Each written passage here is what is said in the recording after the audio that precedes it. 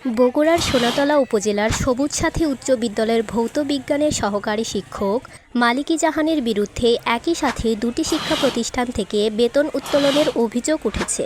তিনি একযোগে সোনাতলার সবুজ সাথী উচ্চ বিদ্যালয় এবং সারিয়াকান্দি উপজেলার নওখিলা পিএন উচ্চ বিদ্যালয় থেকে বেতন নিয়েছেন। এ কাজের জন্য তিনি এনটিআরসি এর দেওয়া দুটি ভিন্ন ইন্ডেক্স নম্বর এবং আলাদা ব্যাংক হিসাব নম্বর ব্যবহার করেছেন। অভিযুক্ত শিক্ষক মালিকি জাহান ২০২২ সালের ৭ ফেব্রুয়ারি নওখিলা পিএন উচ্চ বিদ্যালয়ে সহকারী শিক্ষক হিসেবে যোগদান করেন। এরপর মার্চ মাস থেকে প্রতিষ্ঠানটির এমপিভুক্ত তালিকায় অন্তর্ভুক্ত হন এবং নিয়মিত বেতন গ্রহণ শুরু করেন।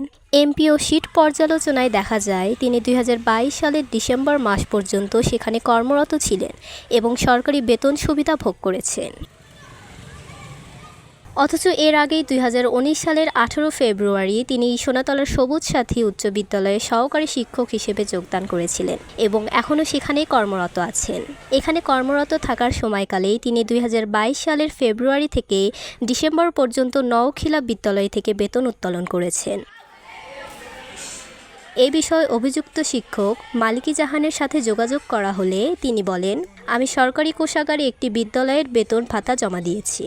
না, আমি ২ জায়গা থেকে উঠাইনি, এটা আপনাদের বোঝার ভুল। আমার স্কুল, আমি তো বললাম নন এমপিও ছিল, আমি ওখানে যোগদান পর বেতন উঠাইছিলাম। পরবর্তীতে এখানে আমার স্কুল এমপিও ভুক্ত হওয়ার পর এরিয়া বিল হিসেবে ওটা ঢুকে গেছে। তখন তো ওটা আমি ফেরত দেওয়ার প্রসেস পাইনি বা বুঝতেও পারিনি। সেটা যাই হোক, এখন বোঝার পর আমি সেটা ফেরত দিয়ে দিচ্ছি। সবুজ সাথী উচ্চ বিদ্যালয়ের প্রধান শিক্ষক মহাসিনা বেগম বিষয়টি নিয়ে কথা বলতে অনীহা প্রকাশ করেন।